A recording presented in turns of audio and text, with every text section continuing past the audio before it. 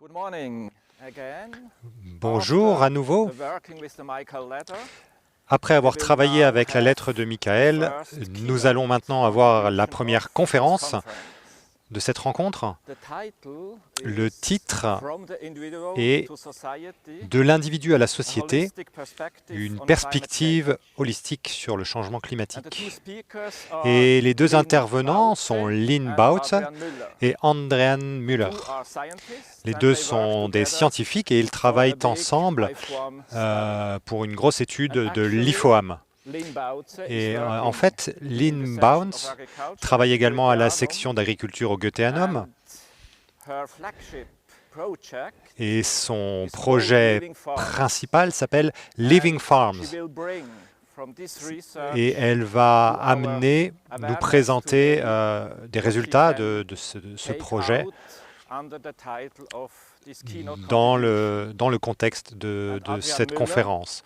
is Et researching at Adrian Müller FIBO, est un chercheur au the FIBOL, Organic Research Institute in l'Institut Switzerland, suisse de recherche en and he agriculture is biologique, co-author et il of est the big co-auteur study d'une Can grande Organic étude Feed the World? Est-ce que l'agriculture bio peut nourrir And you l'humanité? hear already Et that with this vous entendez contribution, déjà qu'avec cette we go contribution, to the crossing nous allons field, à let's ce say, croisement of what we have de,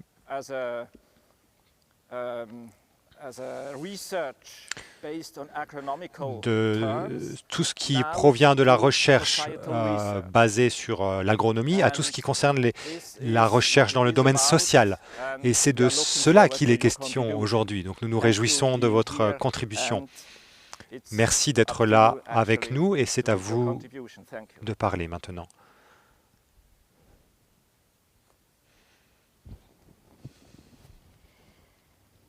So, we are here today to talk about Donc, climate change nous sommes ici aujourd'hui with a pour parler particular focus du changement on climatique agriculture. avec un focus sur l'agriculture. Climate change is complex, Le changement climatique est complexe, c'est un vrai défi, c'est une chose sérieuse, tout ça ensemble. facts and figures show us that Et donc this les faits, les has chiffres effects nous on our montrent society and que, nature's further development.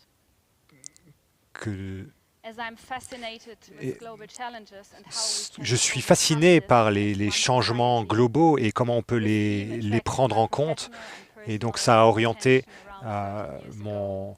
mon engagement professionnel et personnel For 30 years, I can depuis witness 30 ans. how Et je research peux develops, regarder j'ai pu constater comment la recherche s'est développée, ignored or reacted comment to les research politiques ont findings, ignoré ou pris en and compte how les the résultats perspective of scientifiques our et society comment changed la within the perspective last dans years. nos sociétés a changé All depuis of this plusieurs while années. global temperatures Donc rose on a constantly, vu les températures globales augmenter continuously during this time, pendant ces while the dernières années. pressure increased for the farming Il y a une pression grandissante sur les systèmes agricoles, sur la forêt, sur les systèmes de santé, sur nos infrastructures.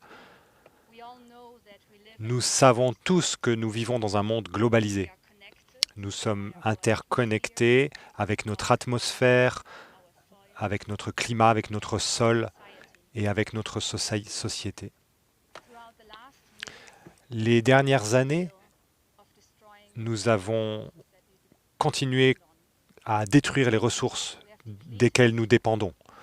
Nous avons diminué, okay, sorry. We have depleted our resources, nous avons our agricultural soil, détruit nos sols agricoles, our biodiversity. nous avons menacé la biodiversité, nous avons pollué notre ressource en eau et notre atmosphère. Here we can see that normally Et ici, our on peut voir qu'effectivement, nous dépassons, nous utilisons plus de ressources que ce qui est normalement disponible.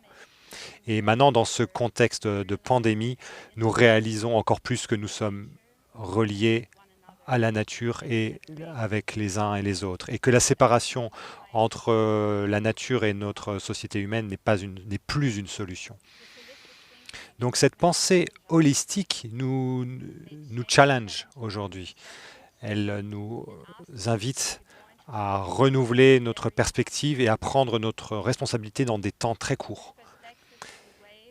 Et cette perspective nous invite à rentrer dans une démarche collaborative et à nous demander nous inviter à agir individuellement à partir de notre propre volonté, mais aussi à penser, à sentir globalement en même temps, afin de ne pas nous inclure uniquement nous-mêmes, mais l'ensemble du monde. Aujourd'hui, nous allons présenter comment cette pensée globale peut être développée dans le secteur agricole. Actuellement, nous avons un système où les émissions dues à l'agriculture, la majorité des émissions de gaz à effet de serre viennent du sol et de l'élevage.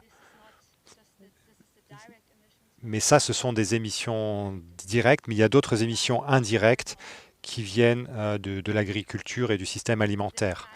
Donc aujourd'hui, je vais passer la parole à Adrian qui va détailler les figures.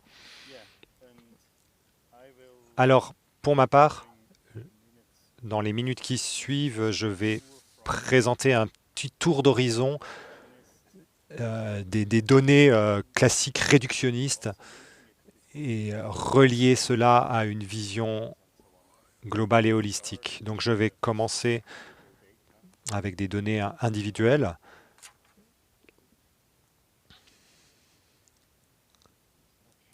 Alors, ça ne montre pas ce qu'on voudrait que ça montre, mais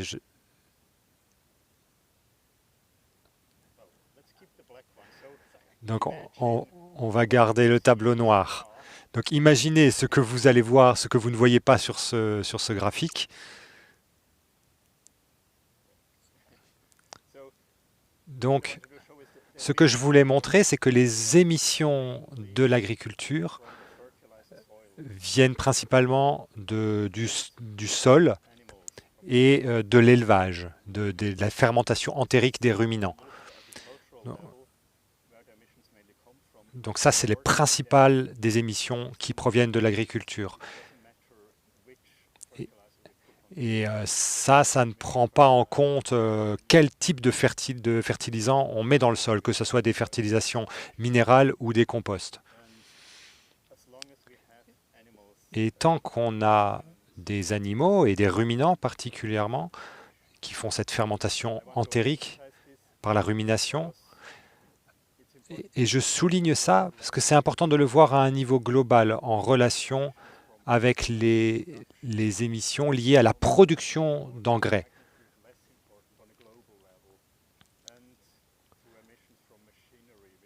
Et aussi, il y a aussi les émissions dues au machinisme qui ne sont pas si importantes.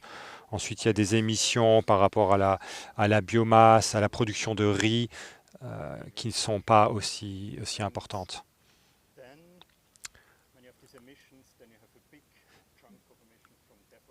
Et ensuite, il y a aussi beaucoup d'émissions qui viennent de la déforestation, qui concernent une part importante.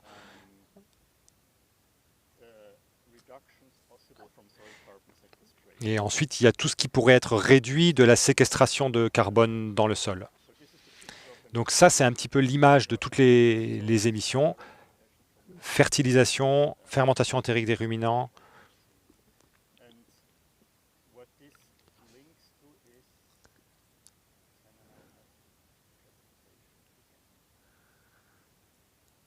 Est-ce que je peux avoir de nouveau la présentation maintenant ?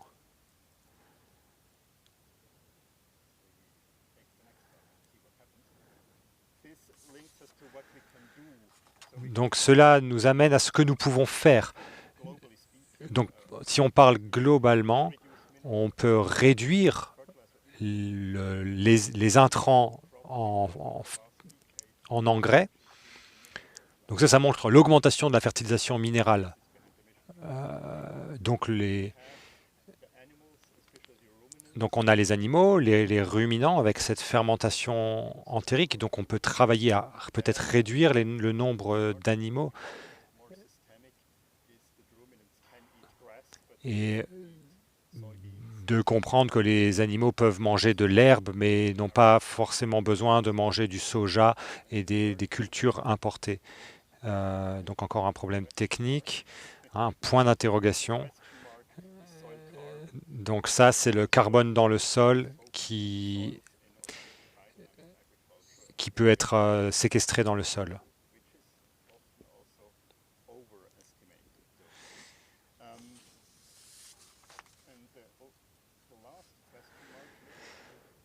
Le dernier point d'interrogation, là, l'image qui ne s'affiche pas, ça, c'est l'idée de fonctionnement circulaire dans notre système agricole. Si nous voulons travailler à réduire les émissions de l'agriculture, nous devons prendre une vision systémique de l'organisation agricole et nous devons voir comment nous produisons. Et si on regarde les ruminants, par exemple, les ruminants ont un rôle à jouer dans notre système alimentaire en convertissant des ressources alimentaires qu'on ne peut pas utiliser directement pour produire de l'alimentation. Mais ils ne devraient pas manger de concentré, comme je l'ai déjà dit. Mais ils jouent ce rôle important d'utiliser, ils convertissent toutes ces ressources qu'on ne peut pas utiliser directement, hein, notamment l'herbe, mais aussi d'autres résidus, etc. Donc on peut avoir un système alimentaire qui respecte le climat. Ah, voilà, finalement cela apparaît.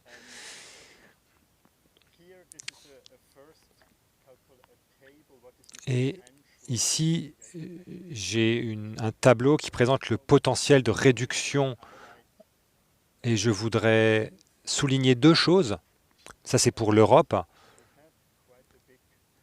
Et nous avons un grand potentiel de réduction des émissions. Ça, c'est des moyennes sur l'année. Sur la séquestration du carbone dans le sol.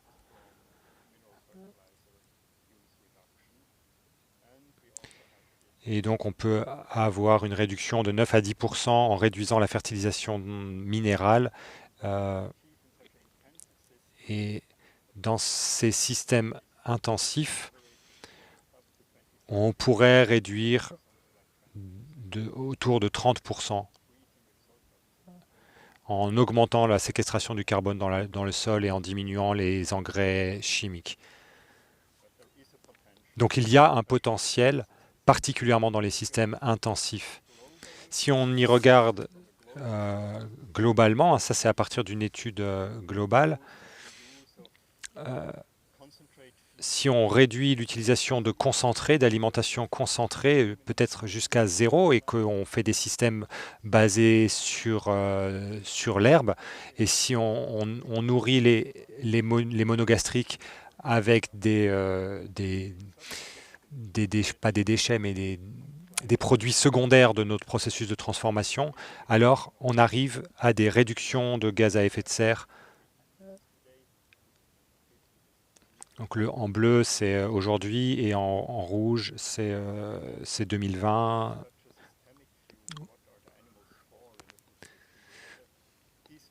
Bon, en tout cas, on a un potentiel de réduction important des gaz à effet de serre. Donc ça, ce sont des modèles, hein.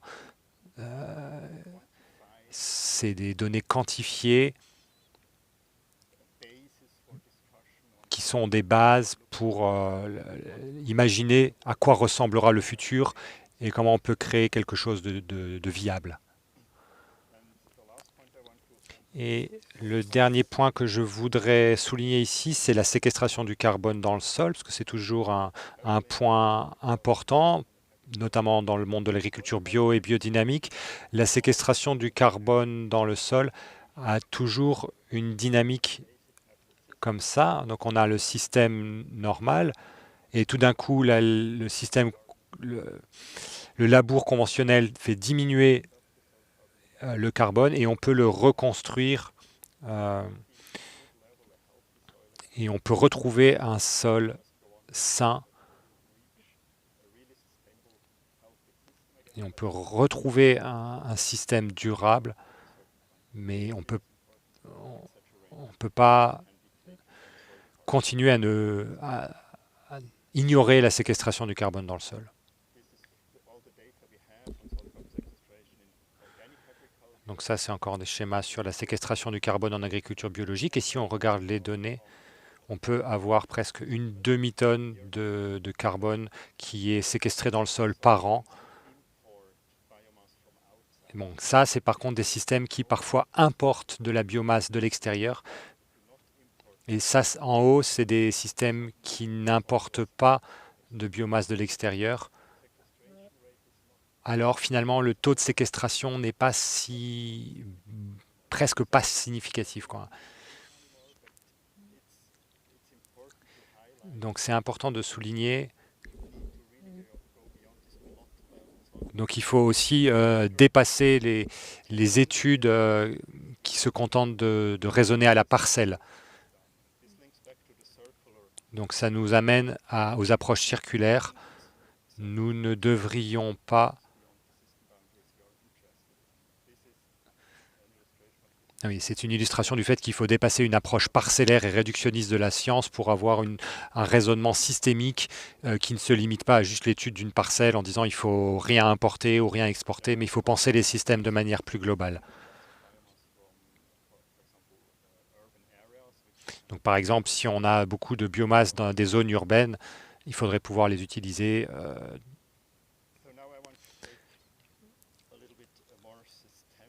Donc maintenant, je voudrais prendre une vue un peu plus systémique et regarder comment on mesure notre performance climatique.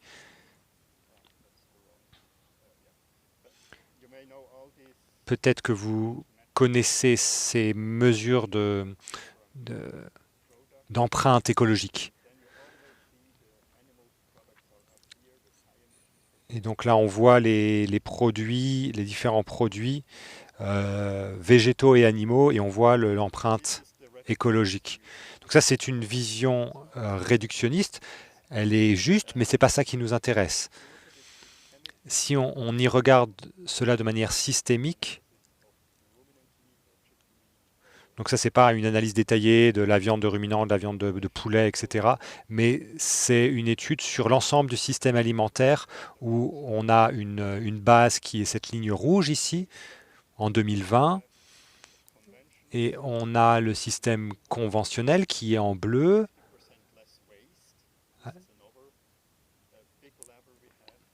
Ah oui, donc ça, c'est un système où on a 50% de moins de déchets. Donc, ça réduit tous les impacts que nous avons, notamment GHG, les gaz à effet de serre. Et en jaune, ça serait le système en bio, donc qui montre l'effet. Donc on voit que finalement, les gaz à effet de serre, ils sont à peu près au même niveau que ce soit en système bio ou en système conventionnel.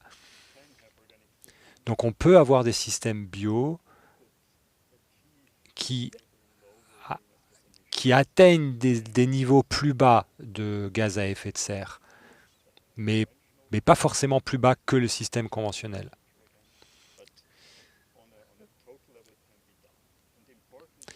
Donc ce qui est important ici, c'est qu'on a beaucoup de ruminants dans ce système comparé aux monogastriques parce qu'ils sont utilisés pour valoriser les surfaces en herbe, les prairies, qui représentent à peu près 70% de l'ensemble des terres agricoles. Alors ça, on peut mettre ça en contraste avec le graphique de gauche où on se dit les ruminants ont un impact fort en termes de gaz à d'émissions gaz à effet de serre. Donc on ne peut pas juste regarder les choses de manière séparée. Ensuite, bon, on peut pas non plus, il ne faut pas avoir une production démesurée, parce qu'on pourrait avoir trop de production. Donc là, dans une approche plus globale, on regarde l'ensemble.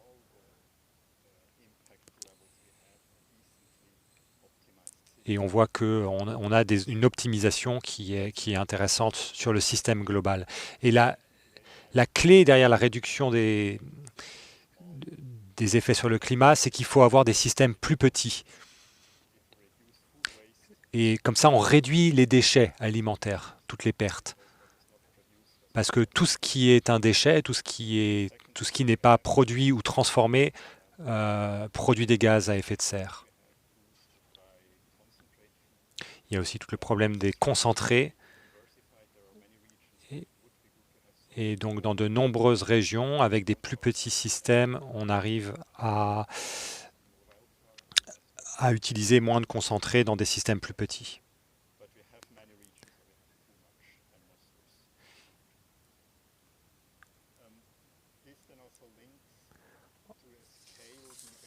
Ensuite, il y a un débat sur l'échelle des systèmes. À quel niveau considérons-nous les problèmes climatiques? Est-ce que c'est l'échelle de la ferme? Est-ce que c'est à l'échelle du paysage, du territoire? Est-ce que c'est à l'échelle nationale? Ou est-ce que c'est au niveau global? Et cela fait une grande différence, ce qui peut être fait si on essaye, par exemple, d'être efficace sur le climat à l'échelle de la parcelle, à l'échelle de la ferme ou à l'échelle du territoire, du paysage. Et moi, je trouve que l'échelle du territoire donne beaucoup de flexibilité, que peut-être que certaines fermes peuvent être spécialisées et efficaces sur un aspect, mais qu'au niveau du paysage, du territoire, on peut refermer les cycles. Donc cette échelle territoriale est cohérente aussi avec la nature des écosystèmes. On peut gérer aussi les pollutions, par exemple, globales des pesticides et autres. Donc ça respecte les limites des écosystèmes. Donc peut-être on devrait avoir un focus sur cette échelle territoriale bien plus qu'à l'échelle de la ferme ou de la parcelle. Ce qui intervient aussi ici, ce qui rentre en compte, si on regarde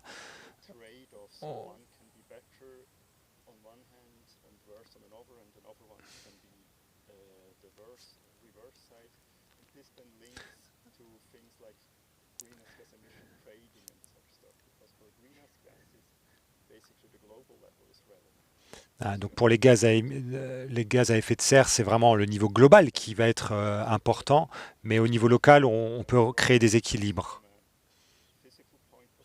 Donc bon, ça c'était un point de vue biophysique. Hein,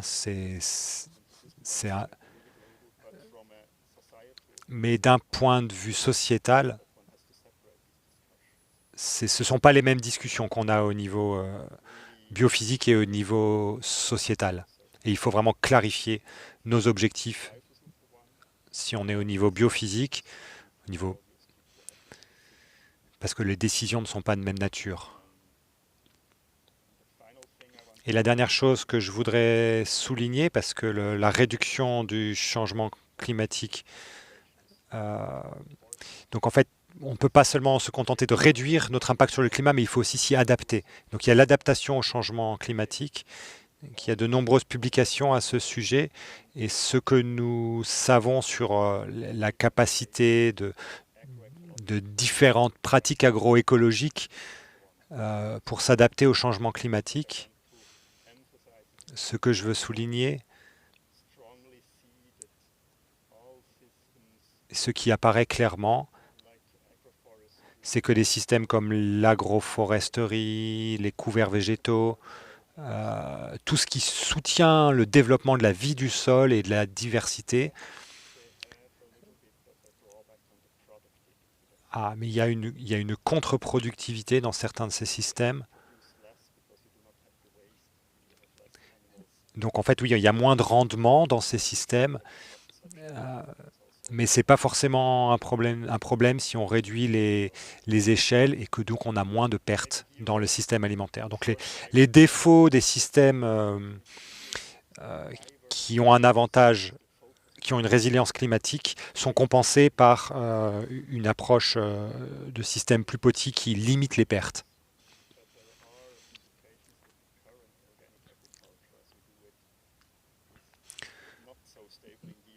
Donc il y a des indicateurs qui montrent que les systèmes en bio actuels n'ont pas toujours des rendements aussi stables que l'agriculture conventionnelle. Donc ça va être une problématique qu'il faudra prendre en compte.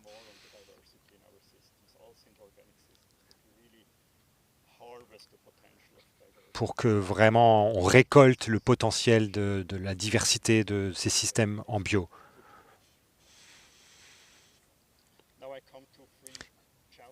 Maintenant, je vais présenter 3 défis de ces systèmes, de ces systèmes qui approchent la réduction de l'impact sur le climat par une approche systémique. Le premier défi, c'est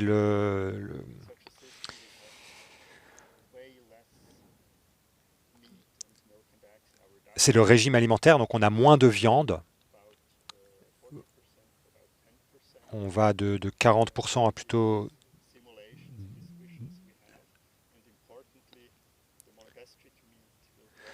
Ah oui, la viande de monogastrique va passer de 90% à 10%.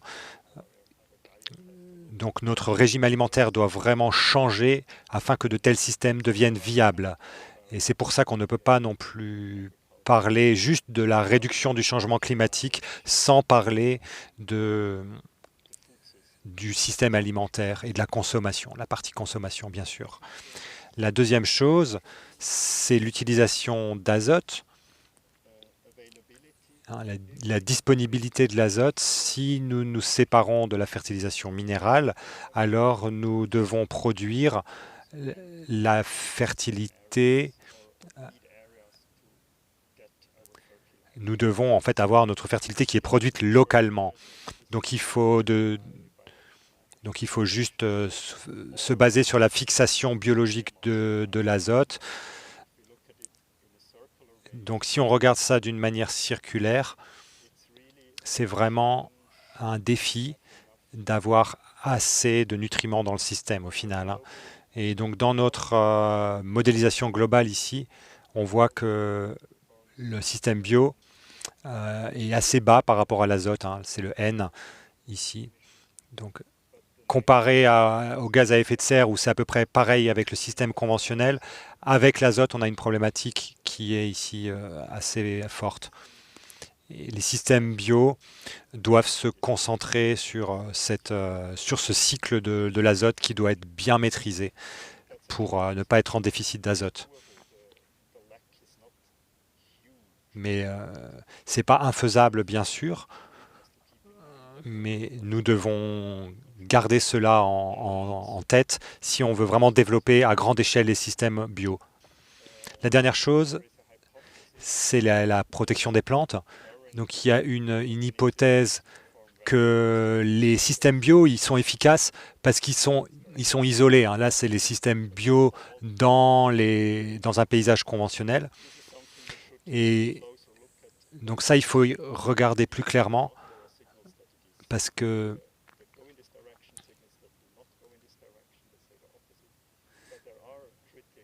il y a des critiques de l'agriculture bio qui disent que si la bio se développe beaucoup, alors il y aura des problèmes de maladies des plantes parce qu'elles vont pouvoir... il n'y a pas cette couverture quelque part de l'agriculture conventionnelle qui traite avec des pesticides.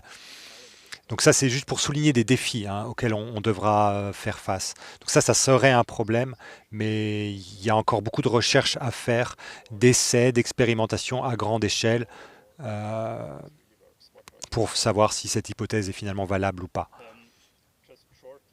Donc brièvement, un autre défi additionnel, nous avons vraiment besoin de gros efforts dans la formation des paysans, dans la recherche, parce qu'il n'y a pas assez d'investissement dans ces domaines, dans les approches agroécologiques.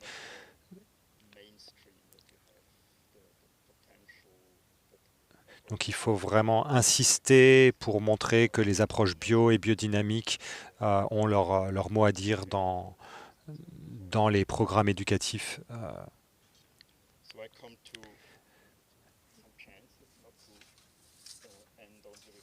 Donc maintenant, je vais plutôt parler de chance plutôt que de parler des défis. Donc je vais aller à l'échelle du territoire. et à l'échelle de la ferme.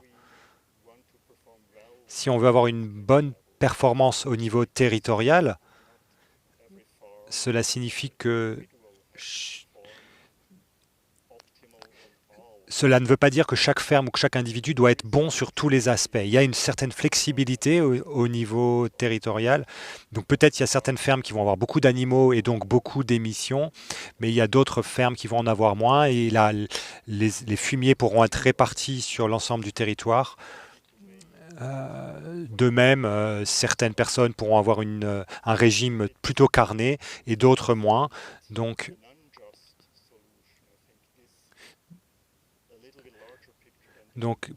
prendre du recul au niveau territorial nous donne beaucoup plus de flexibilité dans la manière d'atteindre nos buts. Et je vais terminer avec quelques mots.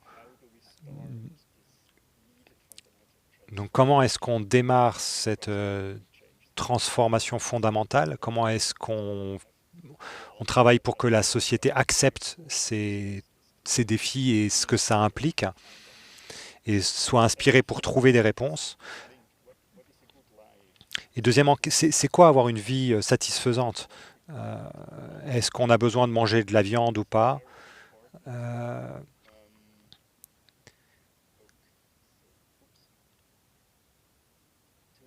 Donc, qu'est-ce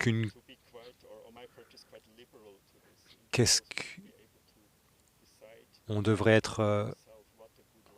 chacun devrait être capable de définir ce que c'est qu'une bonne vie, mais on devrait prendre en compte les limites globales. Ça, c'est important que chacun ait conscience des limites du système. Ce qui est important aussi dans le contexte de la bio et de la biodynamie, c'est quel est le rôle de la nature. Est-ce que nous devons nous nourrir de manière naturelle ou est-ce qu'il y a une place pour la viande de laboratoire ou ce type d'alimentation de laboratoire? Ça, c'est des vraies questions aussi. Et comment aussi toucher ceux qui ne sont pas intéressés par l'alimentation, par la nourriture, par l'agriculture ou par le changement climatique. Et ça, c'est une part quand même importante de la population qui n'est pas intéressée par ces questions-là. Et qui sentent qu'ils n'ont pas besoin de s'intéresser à ça pour vivre une bonne vie. Mais pourtant, en tant que société, c'est important d'arriver à toucher ces gens-là, cette partie de la population. Il faut arriver à trouver des solutions communes avec des personnes qui n'ont pas forcément une conscience ou qui n'ont pas un intérêt avec les questions de l'alimentation et du changement climatique. Merci. Donc à partir de là, je vais continuer. Et comme nous avons vu, on a besoin d'une perspective plus large que juste le système agricole. Nous devons inclure tout le système alimentaire et social dans nos considérations. Et donc nous devons prendre plusieurs problématiques en même temps. Alors, il faut réduire les émissions de gaz à effet de serre, ça c'est sûr. Il faut adapter notre système alimentaire et notre système social. Il y a vraiment des pratiques aussi qui sont contre-productives et dangereuses pour l'environnement. Il faut les arrêter, ces pratiques. Et comme l'a dit Adriane, l'une des possibilités, c'est de développer la bio et la biodynamie,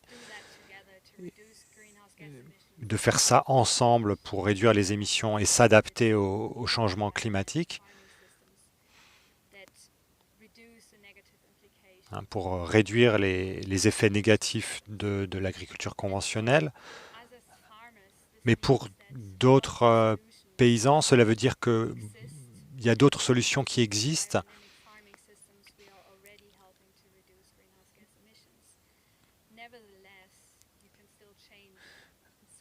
Voilà, on peut, sans forcément passer en bio ou en biodynamie, on peut toujours faire changer certaines pratiques au sein des systèmes conventionnels.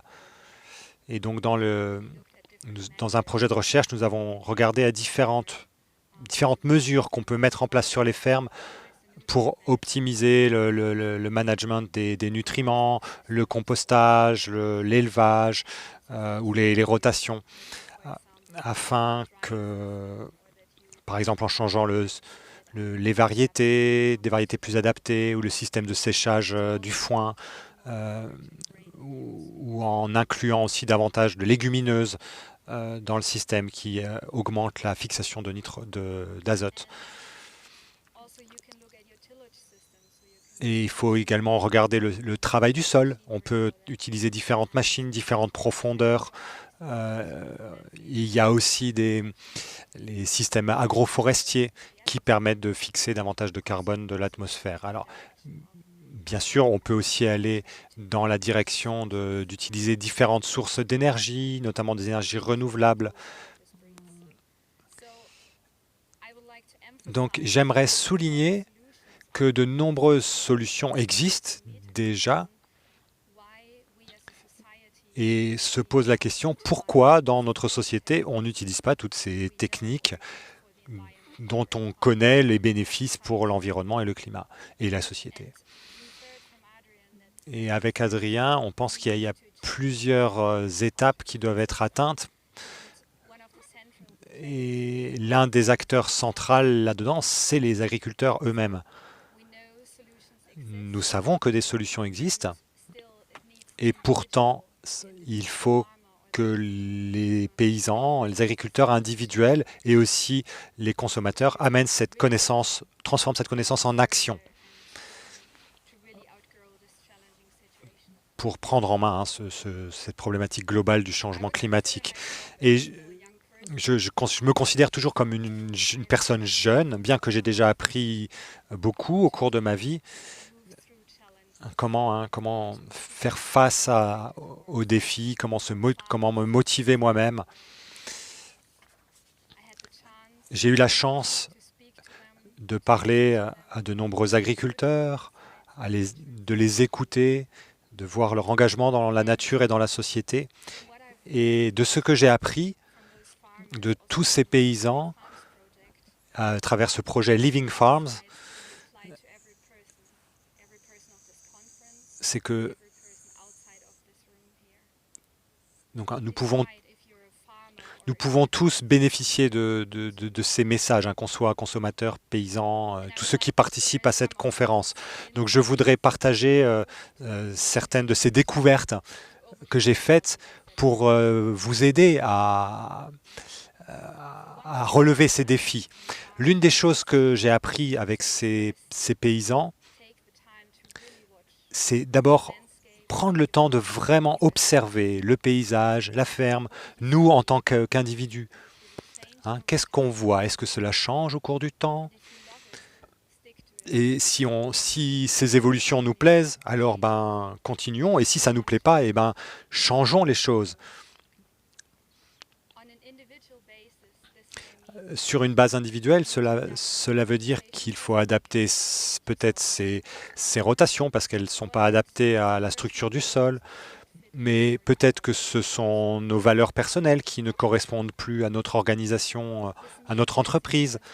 Cela veut dire qu'en tant que société humaine, nous avons toujours la possibilité de nous adapter à notre système, d'adapter nos vies, d'adapter nos décisions, la structure de nos organisations, d'après nos besoins, mais aussi d'après les besoins de notre environnement et des gens qui nous entourent. La deuxième chose que j'ai apprise des agriculteurs, c'est en tant que paysans, nous sommes souvent des pionniers. Nous avons toujours à nous développer davantage et parfois il faut dépasser sa zone de confort pour atteindre un changement.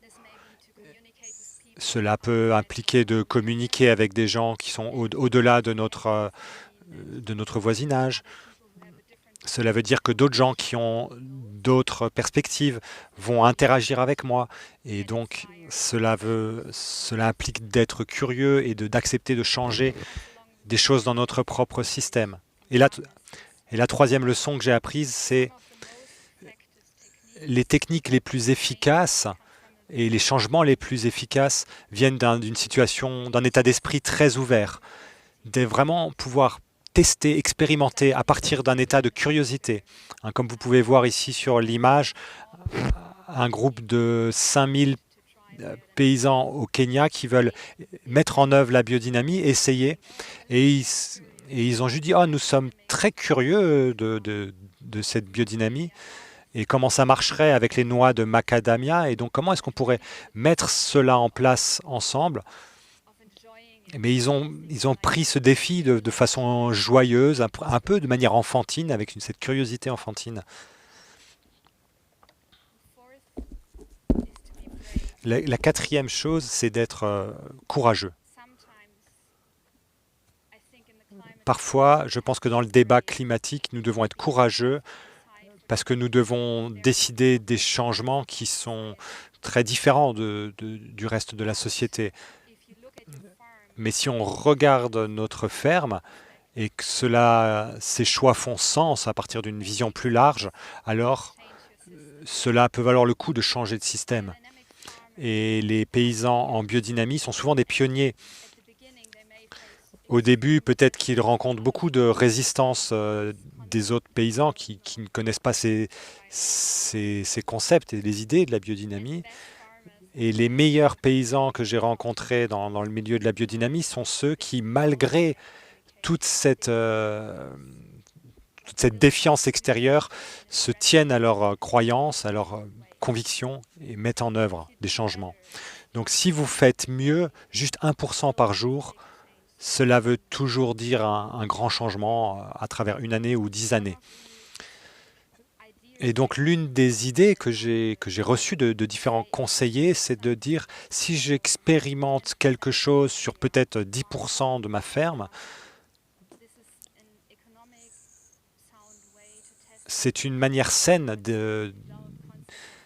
d'expérimenter des nouvelles choses et d'avancer dans mon processus.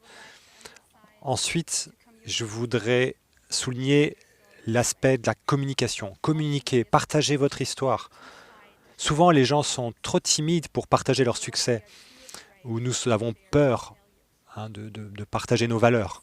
Par exemple, vous voyez ici l'image d'un viticulteur. Ils ont créé un groupe où ils se rassemblent et échangent à propos de leur vin. Et ils disent, à partir de là, nous pouvons apprendre et nous pouvons inspirer d'autres personnes à apprendre et à améliorer leur système. Et peut-être que cela peut aussi motiver des consommateurs et susciter ce changement dans la société où les consommateurs peuvent refléter cet engagement et ces valeurs à travers la nourriture qu'ils achètent. Le sixième point, c'est de s'engager avec les autres. Il n'y a quasiment pas de personnes qui ont eu du succès, qui n'ont pas bénéficié de soutien, qui ont des réseaux autour d'eux, des communautés. Donc si on est engagé dans une AMAP, par exemple, cela crée un réseau où on peut avoir de l'aide et qui donne de la résilience au système. Cette résilience, elle est écologique, elle est économique, mais elle est également sociale. Et bien sûr, c'est bien plus marrant de faire les choses ensemble, surtout sur un thème, un défi aussi fort que le changement climatique. Donc ça, ce sont les leçons que j'ai apprises, que je retire de mes échanges avec les agriculteurs et que j'essaie de mettre en œuvre dans ma vie personnelle en tant qu'individu, en travaillant dans le mouvement biodynamique. Et je ne dis pas que c'est facile de mettre en œuvre ces leçons. Il faut beaucoup de temps et d'efforts. Mais j'ai vraiment l'espoir que ça vaut le coup de s'y atteler, de créer une atmosphère saine, de développer ces valeurs sur nos fermes. Et également pour nous, en tant que société et en tant qu'individus. Si nous supposons que chacun de nous, dans cette pièce ou dans cette conférence digitale, si chacun prend sa propre responsabilité dans ce débat, je suis quasiment sûr que nous pouvons faire changer ce système ensemble pour être capable de respirer à nouveau sainement. Donc, je voudrais encore faire une petite expérience avec vous tous.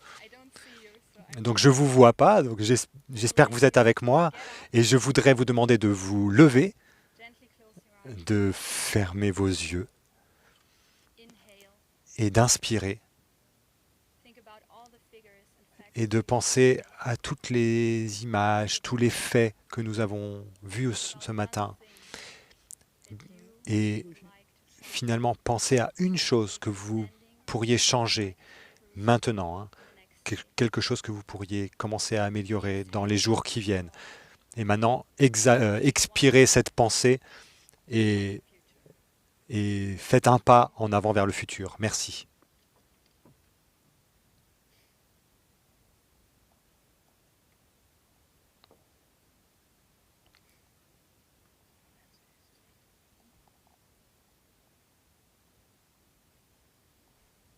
So, thank you so much. Merci beaucoup à vous deux. I hope each one of the participants J'espère are que tous les participants autour du monde step ont pu faire ce pas en avant vers une nouvelle réalité, ce pas encourageant. perhaps I have to say to the audience Et peut-être je peux dire aux participants raise your questions qu'il est possible de poser des questions dans le chat, they can come to us. et ces questions vont nous arriver et nous pourrons y répondre. Donc c'est toujours possible. If possible in English, Donc si possible en anglais et de façon concise. to scientists Si vous avez ces questions aux scientifiques, vous pouvez les poser à travers le chat et nous allons les amener maintenant dans notre échange. if I got it right, Adrian, perhaps first Et je vais commencer, to you si je reviens overall à cette vision systémique que vous avez présentée, we can calculate and si nous pouvons kind of calculer, future envisager climate is un futur où le climat n'est plus, n'est plus, three main points. n'est plus atteint, et si on atteint un équilibre, si on a cette approche systémique qui n'est pas centrée sur l'agriculture, Are three key est-ce qu'il y aurait trois points. points centraux? Organic agriculture, Le premier serait l'agriculture bio, le deuxième, less food waste, moins de déchets alimentaires, contained in the donc mieux smaller system. mieux contenir les déchets dans des systèmes plus petits qui recyclent mieux. Et le troisième point, ça serait moins de viande. Est-ce que c'est juste ces trois aspects? Yes, or I would frame it a little. Alors oui, je le mettrai un petit peu différemment. Hein, si on se concentre sur le problème climatique, moins de déchets et moins de produits animaux sont vraiment les deux principaux points. Et la bio, là-dedans, elle fait partie.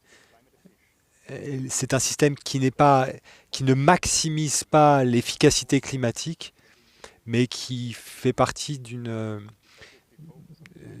ensemble de techniques. Parce que si on se concentre uniquement sur le changement climatique, alors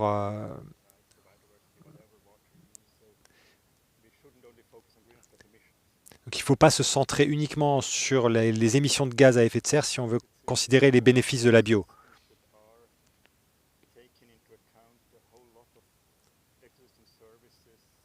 Donc il y a de nombreux services écosystémiques externes, hein, des bénéfices externes qui sont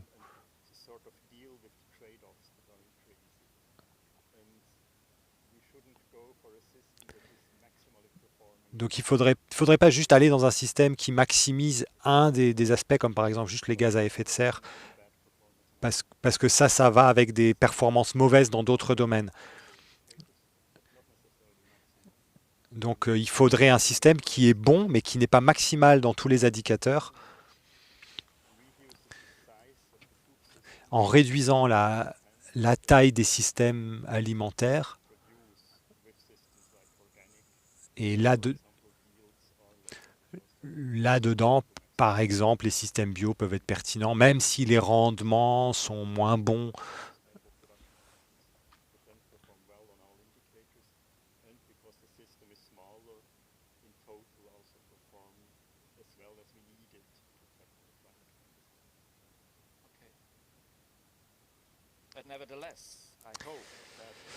Alors, j'espère que ce que nous avons aujourd'hui comme système bio et biodynamique peut être adapté aussi hein, aux problématiques climatiques. Et ce que j'ai entendu de manière forte hein, dans votre présentation, c'est que quelque part, l'échelle territoriale, l'échelle du paysage, serait vraiment l'entrée qui aiderait vraiment à développer des systèmes résilients et efficaces. Et c'est ce que nous n'avons pas du tout aujourd'hui dans nos politiques. On a soit l'échelle nationale ou on a le niveau de la ferme. Donc, si je pense cela un peu plus loin, nous devrions changer la façon dont nous organisons, dont nous structurons notre agriculture et nos politiques agricoles et comment on prend des décisions et comment on les met en œuvre pour avoir... Est-ce que vous voyez ça de la même manière? Oui, tout à fait, oui.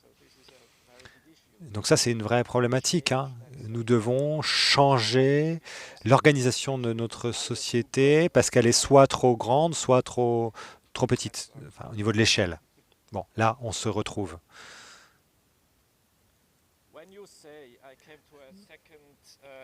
Donc maintenant, je vais aborder un deuxième aspect que j'ai entendu. Il semblerait que les rendements en bio, en biodynamie,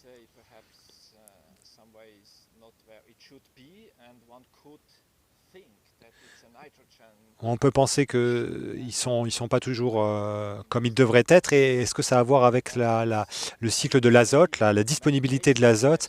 Et dans de nombreux endroits que j'ai vus de par le monde, quand on met vraiment en œuvre ces systèmes biodynamiques, qu'on travaille avec eux à travers 10 ans, 15 ans, 20 ans, qu'on s'adapte, alors souvent, on ne retrouve pas les problématiques qu'on a les premières années. On arrive à atteindre une gestion de l'azote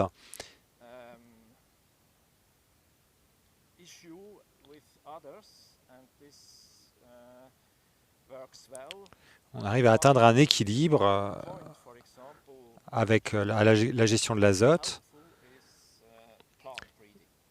Et un autre point qui peut être intéressant, c'est toute la question de la sélection végétale. Ici en Suisse, on a remarqué qu'en changeant les variétés de blé, nous avons changé les schémas d'une manière impressionnante. Est-ce que vous confirmez cela? Alors bien sûr, on peut gérer des systèmes bio de manière très optimale.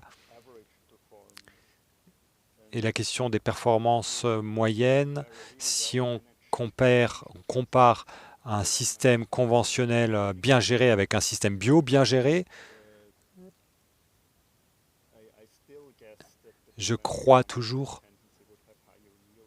que le système conventionnel aura toujours des rendements supérieurs hein, par rapport au système bio, parce que les objectifs ne sont pas les mêmes non plus. Hein. Et donc, je crois que ce n'est pas étonnant, hein, et ce n'est pas intéressant aussi d'un certain niveau de regarder que le rendement. Il faut regarder tous les services qui sont produits à côté.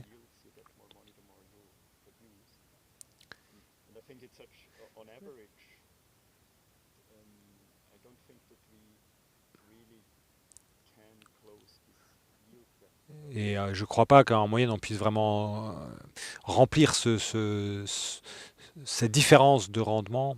C'était pas très clair, désolé. Je vais changer un petit peu maintenant à Lynn. Maintenant, j'ai des questions des participants qui sont arrivés. L'une de ces questions, je vais essayer d'en rassembler 3 questions. Premièrement, c'est comment demander aux gens de changer de régime. Vous pouvez réfléchir 5 secondes. Deuxième question, comment pouvons-nous arriver à ce que la valeur de la nature dans la société soit prise en compte ou reconnue comme essentielle? Et la troisième, c'est plus général, comment faire évoluer la perspective des gens en lien avec le monde. Ouais, bon, question facile.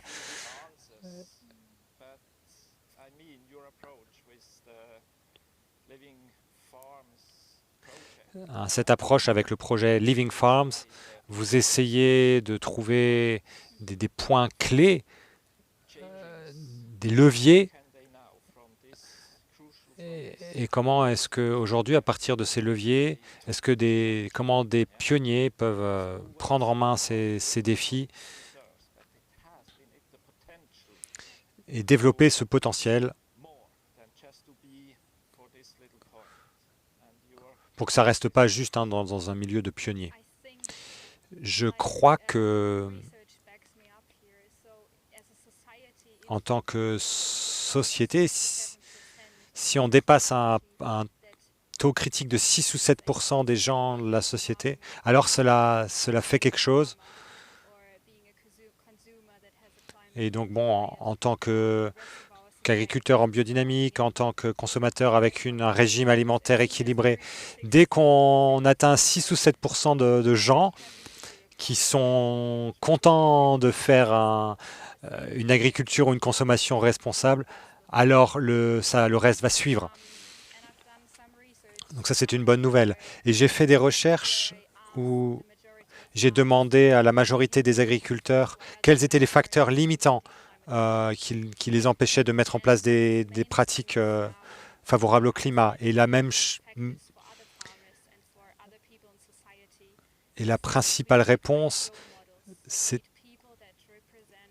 que on a besoin de modèles, on a besoin de gens qui montrent l'exemple et qui nous montrent comment est-ce qu'on peut faire ce système sain de manière économique, écologique et sociale. Et on fait ça dans ce projet Living Farms. On montre des exemples, des fermes spécifiques dans un endroit qui mettent en pratique ces systèmes durables. Et l'idée est de motiver d'autres parce qu'ils voient que c'est possible de les rendre capables de s'engager à leur tour. Donc oui, je suis pleine d'espoir qu'une fois qu'on aura atteint ces 6-7%, alors on aura un avenir meilleur. Et bien sûr, combiné avec un changement politique sur les changements d'échelle ou adapter les échelles, nous allons aller vers un avenir, une atmosphère plus joyeuse.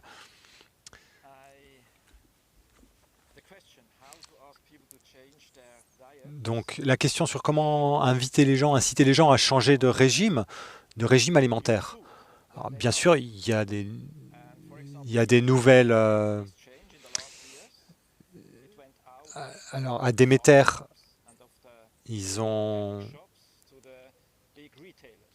Déméter maintenant est sorti des magasins bio spécialisés jusque dans les grandes surfaces. Par exemple, on a des produits Déméter en Allemagne dans les grands supermarchés. Est-ce que ça, c'est une façon de faire?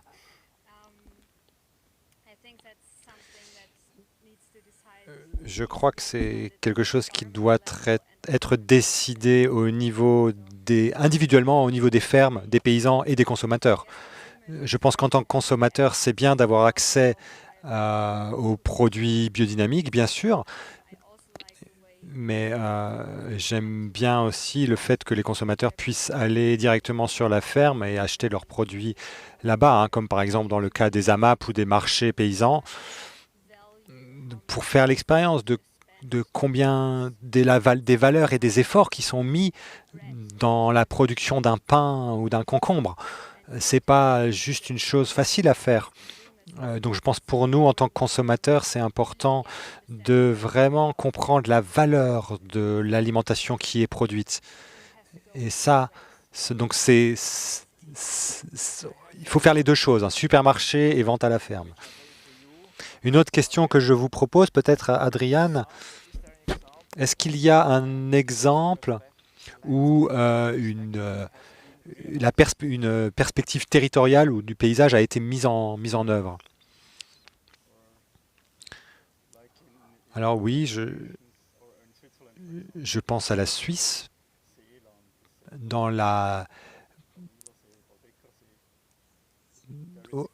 dans certaines régions de Suisse. C'est clair que l'équilibre du cycle des nutriments se résout vraiment à l'échelle territoriale. Et donc c'est apparu clairement qu'il faut s'attaquer à cette problématique à cette échelle, l'échelle territoriale.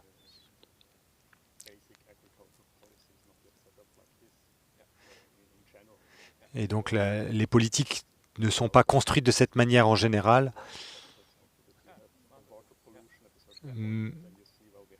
Donc on se rend compte par exemple pour les problèmes de la pollution en eau, il faut la traiter à l'échelle des bassins versants.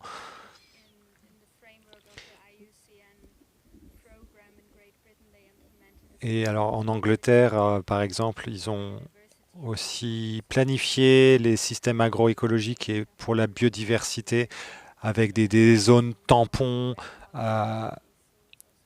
Donc c'est aussi une application.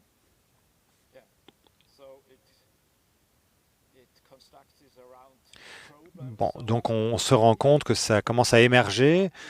Un autre exemple que nous connaissons est dans l'État du Sikkim, qui est un petit État en Inde, où ils ont pris la décision d'avoir 100% d'agriculture bio. Donc ça peut aussi venir d'une sorte d'engagement régional.